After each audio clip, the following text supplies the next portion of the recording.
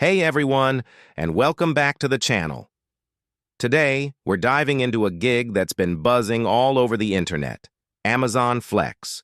You've probably seen the ads. Amazon says you can earn up to $25 an hour, maybe even more, just by delivering packages with your own car. Sounds pretty good, right? A flexible side hustle where you're your own boss. But is it really as good as it sounds, or is there a catch they're not telling you about? I decided to sign up, hit the road, and find out for myself. Is this the ultimate side hustle, or just another gig that overpromises and underdelivers? I'm going to take you through the entire process, from signing up to my first few delivery blocks, and give you the real, unfiltered truth. Let's find out if it's actually worth it. So, first things first, what exactly is Amazon Flex? In a nutshell, you're an independent contractor using your own vehicle to deliver Amazon packages.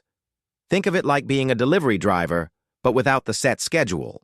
You use the Amazon Flex app to find and schedule delivery blocks, which are typically 3 to 5 hour shifts.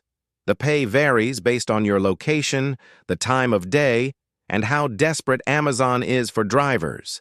They call this surge pricing, and it's where you can potentially make more than the base rate. Getting started was surprisingly straightforward. You need to be at least 21 years old, have a valid driver's license, a mid-sized or larger vehicle, so no tiny smart cars, and of course a smartphone to run the app. After downloading the app, I had to go through a background check, which took a few days to clear. Once that was done, I was officially ready to start looking for blocks. My expectation going in was pretty simple. I wanted to see if I could realistically clear $20 an hour after expenses. I wasn't expecting to get rich, but I was hoping for a reliable way to make some extra cash on my own terms. The big question for me was, how much of that advertised pay would I actually take home after factoring in gas and the wear and tear on my car? All right, let's get into the actual experience. I managed to snag my first block, a 4-hour shift for $84. Not bad. That's $21 an hour before expenses. I drove to the Amazon station, which is basically a massive warehouse.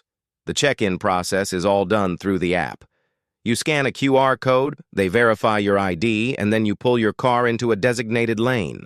An employee rolls out a big cart stacked with packages. This is where it gets a little chaotic.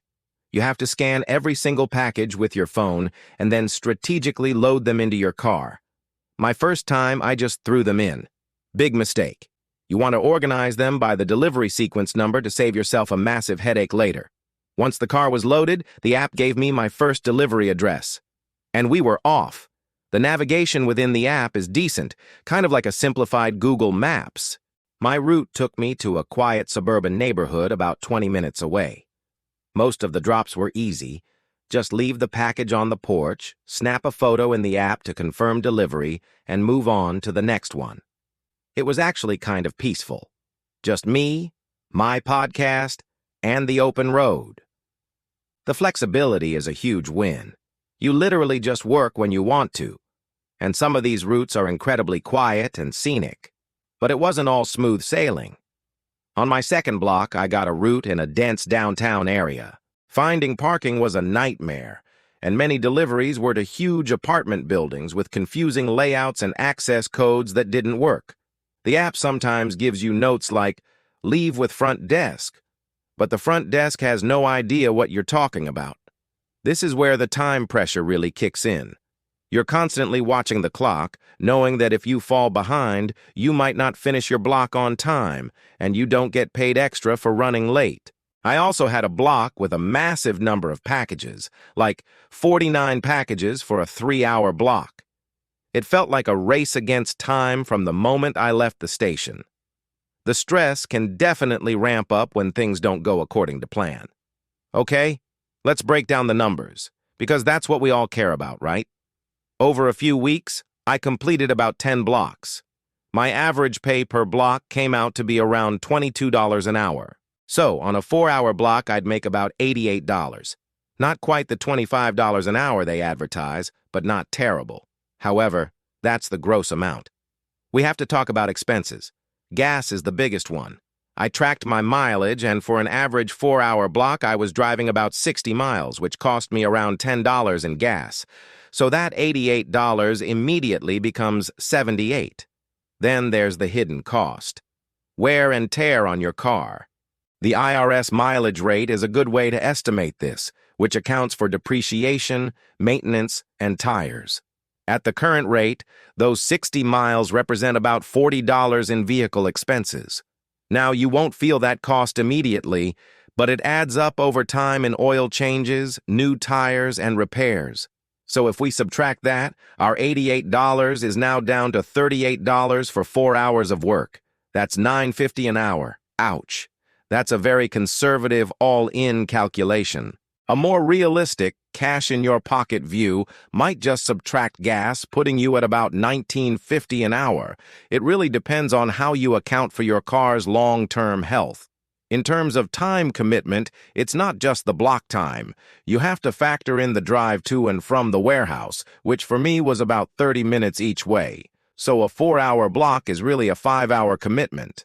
As for the stress level, I'd rate it a solid 6 out of 10. When things are going well, it's a 2. But when you're lost in an apartment complex with a dying phone and a car full of packages, it can easily spike to an 8.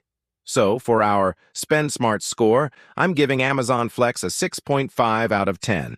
It's decent, but it has some significant drawbacks you need to be aware of. So, the final verdict? Is Amazon Flex worth it? My honest take is, it depends entirely on your situation. Who is this good for? I think it's a great fit for someone who has a fuel-efficient car they don't mind putting miles on, and who needs a truly flexible way to earn supplemental income. If you live close to a delivery station and can snatch those high-paying surge blocks, you can do quite well. It's also good for people who enjoy driving and working alone. You really are your own boss for those few hours. Now, who should skip it?